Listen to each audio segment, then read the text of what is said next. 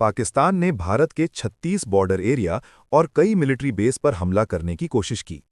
लेकिन भारत के शानदार एयर डिफेंस सिस्टम ने इन सभी ड्रोन और मिसाइलों को जमीन तक पहुंचने से पहले ही हवा में नष्ट कर दिया। भारत का सबसे powerful air defence system S-400 है, जिसे भारत ने रूस से खरीदा है। इस सिस्टम की मिसाइलें 400 किलोमीटर की दूरी तक किसी भी मिसाइल, ड्रोन या फाइटर जेट को हवा में ही नष्ट करने में सक्षम हैं। इस सिस्टम की सबसे बड़ी खासियत यह है कि ये एक मोबाइल एयर डिफेंस सिस्टम है, यानी इसे ज़रूरत पड़ने पर जल्दी से एक जगह से दूसरी जगह ले जाया जा सकता है। इस सिस्टम में कई अलग अलग यूनिट होती हैं। सबसे पहला काम होता है टारगेट को डिटेक्ट करना। इसके लिए ट्रक पर लगा हुआ एक पावरफुल रडार सिस्टम इस्तेमाल किया जाता है, जो लगभग 600 किलोमीटर की दूरी तक किसी भी ऑब्जेक्ट को पहचान सकता है। इसकी टेक्नोलॉजी इतनी एडवांस है कि ये high speed fighter jet, high altitude ballistic missile और लो एल्टीट्यूड पर उड़ने वाली क्रूज मिसाइल को भी आसानी से पकड़ लेता है। सबसे खास बात यह है कि ये रडार एक साथ 300 से ज़्यादा टारगेट को ट्रैक कर सकता है। जैसे ही कोई टारगेट डिटेक्ट होता है, उसकी पूरी जानकारी कमांड पोस्ट को भेज दी जाती है। कमांड पोस्ट इस पूरे एयर डिफेंस सिस्टम का दिमाग होता है। ये तय करता है कि आने वाला टारगेट कितना खतरनाक है और उसे किस तरीके से नष्ट करना है। हर लॉन्चर यूनिट पर 4 बड़े ट्यूब लगे होते हैं, जिनके अंदर मिसाइल रखी जाती है। इसका मतलब है कि एक लॉन्चर में 4 मिसाइलें तैयार रहती हैं। लेकिन कमांड यूनिट और रडार एक साथ कई लॉन्चर यूनिट को कंट्रोल कर सकते हैं। एक S-400 स्क्वाड्रन में आमतौर पर 8 से 12 लॉन्चर यूनिट होती हैं। अगर 8 लॉन्चर यूनिट हों तो एक स्क्वाड्रन में कुल 32 मिसाइलें तैनात रहती हैं। भारत के पास अभी 5 S-400 स्क्वाड्रन हैं। इसका मतलब है कि लगभग 160 मिसाइलें हर समय स्टैंड बाय मोड में तैयार रहती हैं। उन्हें बस कमांड यूनिट के एक ऑर्डर का इंतजार होता है। इस सिस्टम की लॉन्चर यूनिट में कोल्ड लॉन्च टेक्नोलॉजी का इस्तेमाल किया जाता है। इसमें मिसाइल को ट्यूब से बाहर निकालने के लिए नीचे एक गैस जनरेटर लगाया जाता है। अब बात करते हैं S-400 के गैस जनरेटर और मिसाइल लॉन्च सिस्टम की।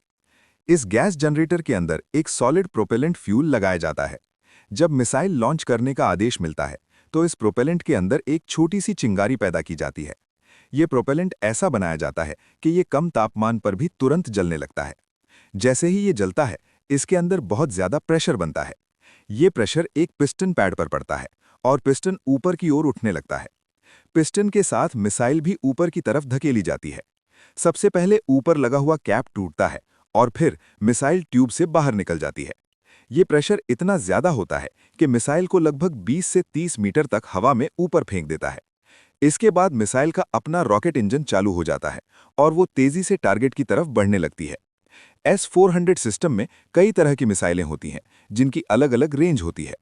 टारगेट की दूरी और आकार के हिसाब से कमांड पोस्ट तय करता है कि कौन सी मिसाइल लॉन्च करनी है। फिर कमांड पोस्ट लॉन्चर यूनिट को आदेश देता है और उसी के अनुसार मिसाइल लॉन्च की जाती है। अगर टारगेट बहुत ज़्यादा स्पीड वाला हो तो भी ये सिस्टम उसे आसानी से संभाल सकता है। लेकिन यहाँ एक खास बात है, कुछ मिसाइलों में एक्टिव रडार सीकर सिस्टम नहीं होता। ऐसी मिसाइलों को लगातार गाइड करना पड़ता है कि उन्हें किस दिशा में जाना है और कहां पर टारगेट को हिट करना है। इसके लिए ग्राउंड पर मौजूद रडार सिस्टम लगातार मिसाइल को टारगेट की लोकेशन भेजता रहता है। मिसाइल उसी जानकारी के आधार पर अपनी दिशा बदलती रहती है।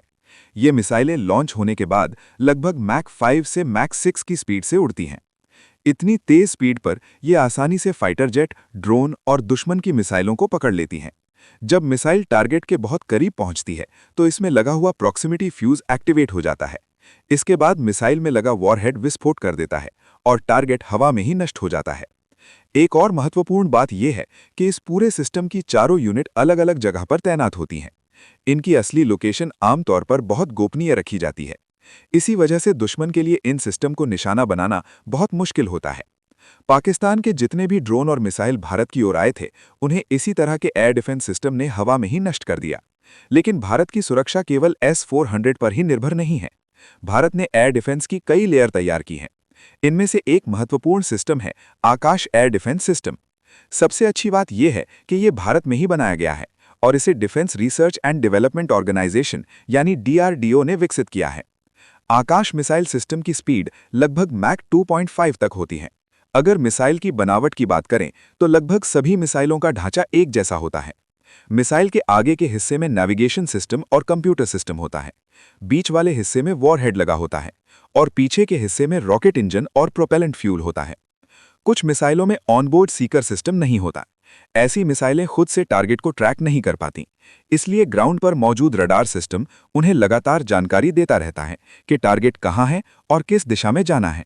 मिसाइल उसी जानकारी के आधार पर अपनी दिशा बदलती है और आखिर में टारगेट को नष्ट कर देती है। इस तकनीक का फायदा इन मिसाइलों को भी मिलता है, लेकिन भारत की सुरक्षा सिर्फ एक सिस्टम पर निर्भर नहीं है। भारत ने एयर डिफेंस की कई सिक्योरिटी लेयर्स बनाई हैं। इसके बाद आती है नेक्स्ट लेयर, जिसे medium range surface to air missile system कहा जाता है। ये सिस्टम खास तौर पर फास्ट मूविंग ड्रोन और एयर टारगेट को रोकने के लिए ऑप्टिमाइज किया गया है।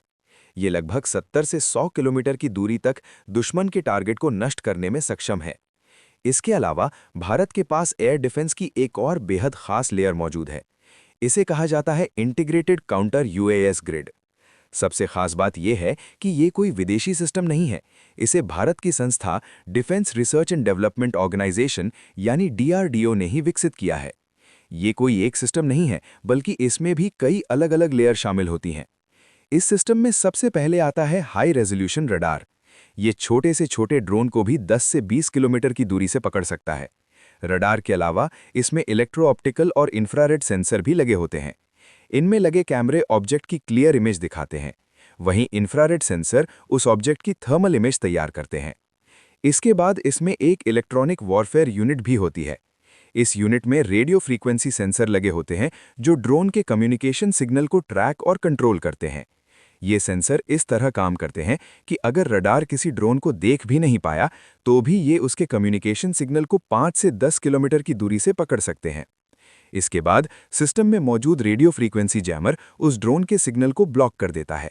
ऐसी स्थिति में ड्रोन या तो अपना रास्ता खो देता है या फिर कंट्रोल से बाहर हो जाता है। पाकिस्तान की हाल की एयर स्ट्राइक के दौरान भी ये सिस्टम काफ़ी प्रभावी साबित हुआ था। लेकिन मान लीजिए कि किसी कारण से ये सिस्टम ड्रोन के सिग्नल को जाम नहीं कर पाया, तब इसके साथ जुड़ा हुआ laser direct energy system activate हो जाता है। ये सिस्टम ड्रोन के ऊपर हाई पावर लेज़र बीम छोड़ता है, जिससे ड्रोन हवा में ही जलकर नष्ट हो जाता है। हालांकि इस लेज़र सिस्टम की रेंज लगभग 1 से 2 किलोमीटर तक ही होती है। अगर ड्रोन इससे ज़्यादा दूरी पर हो तो एंटी ड्रोन गन का इस्तेमाल किया जाता है। ये गन हवा में एक मजबूत जाल यानी नेट फेंकती है। ये नेट ड्रोन को हवा में ही फंसा देता है और वो नीचे गिर जाता है। इसके अलावा भी भारत के पास कई दूसरे एयर डिफेंस सिस्टम मौजूद हैं, लेकिन सबसे अच्छी बात यह है कि ये सभी सिस्टम एक इंटीग्रेटेड एयर डिफेंस नेटवर्क से जुड़े रहते हैं। इस नेटवर्क की मदद से सभी सिस्टम आपस में जानकारी साझा करते हैं। फिर उसी के आधार पर तय किया जाता है कि दुश्मन के किस टारगेट को किस तरह के सिस्टम से नष्ट करना है।